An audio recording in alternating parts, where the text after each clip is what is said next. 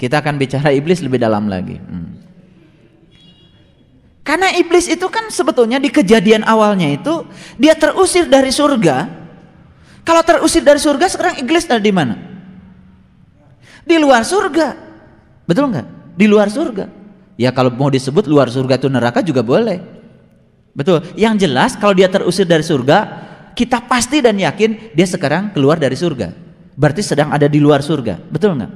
Nah, di luar surga. Kenapa dia keluar dari surga? Karena dia itu masih membeda-bedakan. Jadi sebetulnya kalau kita pakai ayat ini diekstrapolasi pada kehidupan, siapa saja yang dalam kehidupan masih membeda-bedakan, iblis. Dia sholatnya begitu, saya sholatnya begini. Dia sholatnya pakai kunut, saya tidak. Dia tahlil, saya tidak. Yang sibuk di wilayah gitu. Sebetulnya kalau pakai ayat, hakikatnya ya dia. Ini saya bicara lebih jelas lagi nih. Mau saya jelaskan ayatnya.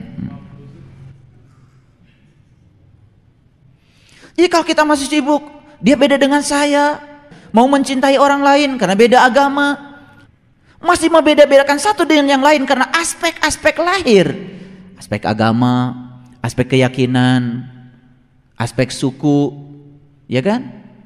Aspek kulit, ya kan? Aspek budaya, aspek kekayaan, aspek ada tidak ada. Ya dunia seperti ini. Kalau kita melihat, ya itu perbedaan. Nah, ketika seseorang sudah sampai pada suatu titik, di mana di titik itu dia mencapai suatu kearifan, kebiasaan membeda-bedakan itu menjadi hilang. Kalau kita lihat nasi tumpeng, dari awal jalannya beda-beda kan? Karena nasi tumpeng itu kan di bagian bawah diameternya besar, makin kecil diameternya, makin kecil diameternya, makin kecil diameternya, sampai suatu saat tak berdiameter lagi, yang namanya titik di puncaknya. Betul nggak? Orang ada yang lewat jalan sini, ada yang lewat jalan sini, ada yang lewat jalan sini, ada yang lewat jalan sini, jalannya lain-lain, masih di bawah banyak jalan. Maka ketika orang lewat jalan sini, kemudian orang bilang, kamu kok lewat jalan situ, nggak lewat jalan saya? Dia lupa, padahal sebenarnya tujuannya itu titik yang di atas. Betul nggak? Ketika sampai di satu titik, semua jalan itu akan bertemu di situ. Jadi kalau pakai garis ini, garis ini, garis ini, garis ini, garis ini, kalau pakai garis, semua akan ketemu di satu titik. Nah, perpotongan dari semua jalan itulah titik. Ketika sampai di titik itu, kemudian kamu ada di sini, kamu ketemu saya, gitu kan? Ya, loh, kok bisa ya? Itu jalannya lain-lain, akhirnya ketemunya di titik yang sama. Jadi sebetulnya kita tidak perlu usil dengan pilihan orang lain, ya kan? Tidak usah usil, karena apa? Sepanjang mereka juga menuju pada titik yang sama. Titik yang sama itu yang di dalam Quran surat An-Nas dikatakan kul a'udzu birabbin nas. Aku berlindung pada Tuhannya manusia. Ternyata Tuhan lu dengan Tuhan gue sama ya. Kenapa kita dulu berantem? Karena lu dengan gue nyebutnya beda. Karena saat itu lu dan gue belum tahu yang disebut. Betul nggak? Yang ini menyebutnya Allah, yang ini menyebutnya Tuhan Bapa, yang ini menyebutnya Sang Hyang Widiwase. Beda nggak tulisannya? Beda. Nyebut-nyebutnya beda nggak? Beda. Tapi kalau kita jujur, yang disebut oleh mereka kapan bisa sama? Kalau semua mereka sudah tahu yang disebut, ternyata yang disebut itu cuma satu. Nah sekarang itu menjadi berantem karena apa? Karena kita masih belum tahu bahwa yang disebut itu sebetulnya sama. Orang Sunda nyebatnya cai, orang Inggris nyebatnya water, orang Jawa nyebatnya banyu,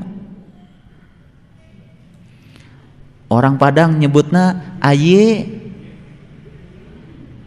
Makanya kalau di Padang itu kalau pergi ke laut, mau kemana kamu? Ambo, mau lihat aye gilo. Aye gilo tuh itu gelombang. Kalau bahasa Padangnya itu cai gelo. Ya, jadi kalau di Padang itu kan hampir semua kota itu di pesisir. Seperti kota Padang itu kan di pinggir pantai.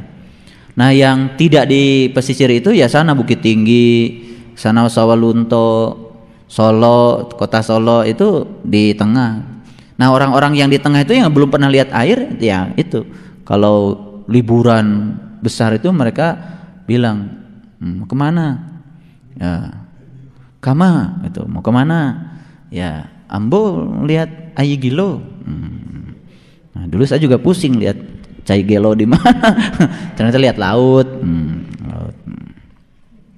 Ya. Jadi dia menyebutnya Aye, kita menyebutnya Cai. Ada yang menyebutnya water. Berantem nggak kira-kira sebelum tahu air? Berantem. Kata orang Sunda, anu tiasa dieut mah cai.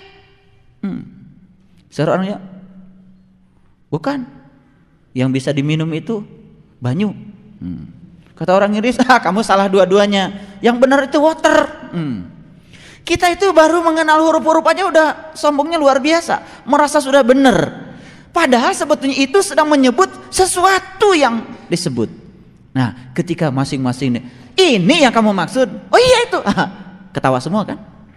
Betul nggak? Jadi sebetulnya perbedaan itu terjadi karena apa? Karena dia masih tertutup untuk melihat yang disebut. Karena iblis itu kenapa nggak mau sujud? Karena dia masih melihat sesuatu dari aspek luar. Beda dengan malaikat. Ketika malaikat disuruh sujud ya sujud saja. Karena yang dilihat bukan Adam lagi, yang dilihat hakikat Adam. Karena malaikat sadar, fa idza sawaituhu wa nafakhtu fihi min ruhi, dan ketika telah selesai penciptaannya, aku tiupkan ruhku. Ditiupkan ruhku, ditiupkan ruhku pada semuanya. Berarti kalau ruhku ditiupkan pada semuanya, pada masing-masing orang itu ada ruhku. Kalau ada ruhku pada masing-masing orang, apa haknya kita menghinakan orang lain? Karena pada dasarnya kita ini sama. Sebenarnya di situ akan ketemu titiknya. Nah, sudah ketemu titiknya akan muncul kearifan. Ya, akibatnya orang akan sibuk untuk menata dirinya ke dalam, ya, dan tidak sibuk lagi menata dirinya keluar. Baik. Nah, ini dulu. Salah satu ciri orang yang sesat sejauh-jauhnya sesat itu apa tadi? Orang yang mencintai dunia yang melampaui cintanya pada akhirat. Kalau kita mau jujur, kita aja nggak usah ngomongin orang ya. Kita cinta mana pada dunia dan akhirat? Coba duit kita banyakkan dunia, banyakkan akhirat. Waktu kita banyakkan dunia dan akhirat. Pikiran kita banyak dunia dan akhirat. Iya.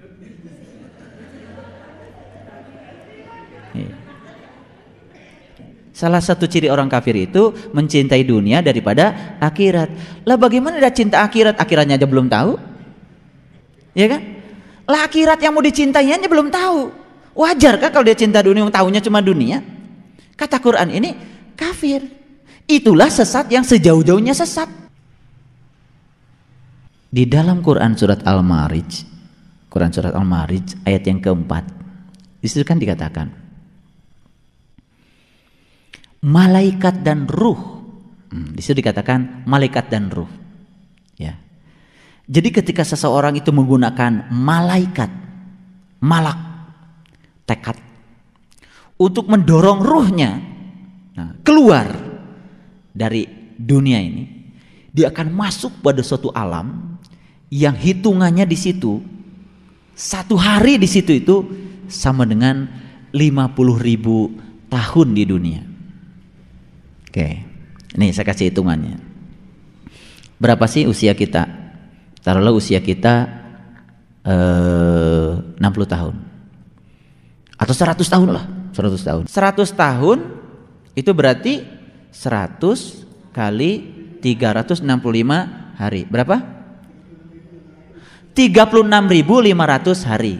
Jadi kalau kita sehari saja di sana, di alam sana, itu sudah sama dengan 5.000 kali dari 100 tahun kita hidup di sini.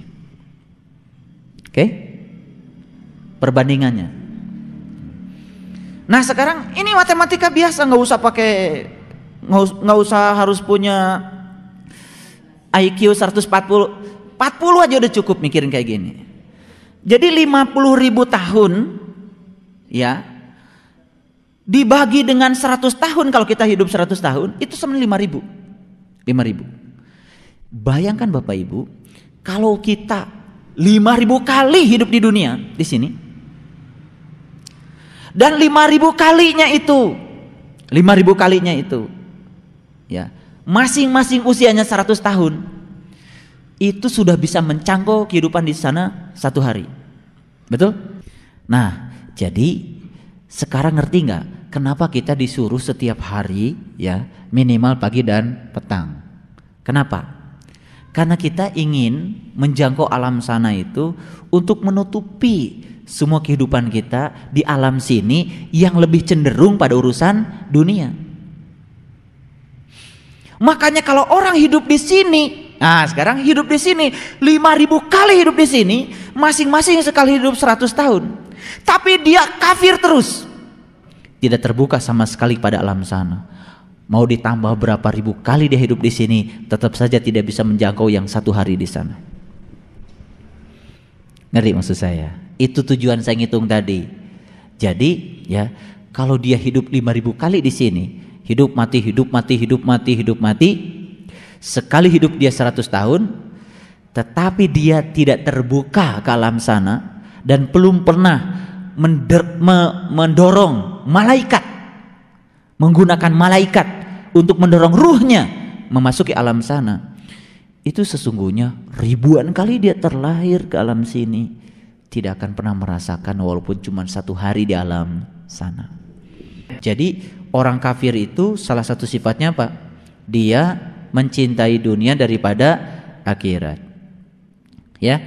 Nah, makanya kecintaan kita kepada dunia ini sekarang ini sedang dikikis. Dengan cara apa?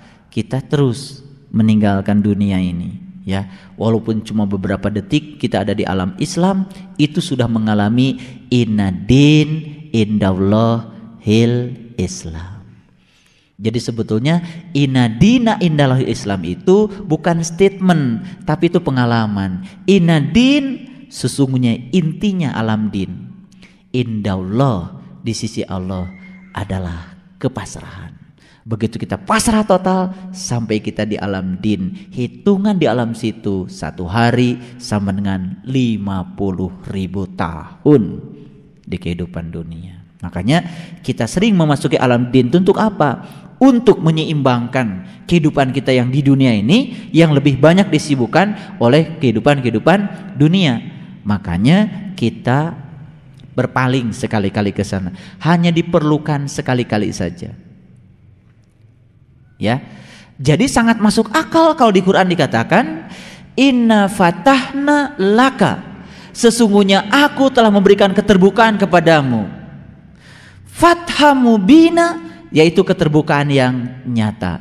Liyaghfira lakallah ma taqaddama min dambik wa ma ta'akhir, maka aku ampuni dosamu yang telah lalu dan dosamu yang akan datang. Dosa yang lalu diampuni, dosa yang akan datang juga diampuni. Karena apa? Paling lama hidup di dunia 100 tahun. Yang 100 tahun itu hanya bisa dicapai dengan beberapa detik saja di alam sana, asal kita pernah masuk ke alam sana. Kalau Eyang Guru Ki Ageng Netiprana mengatakan, kamu sekali saja masuk alam sana cukup, apalagi kalau bisa berkali-kali sampai merasa damai dan cinta ada di alam sana. Luar biasa.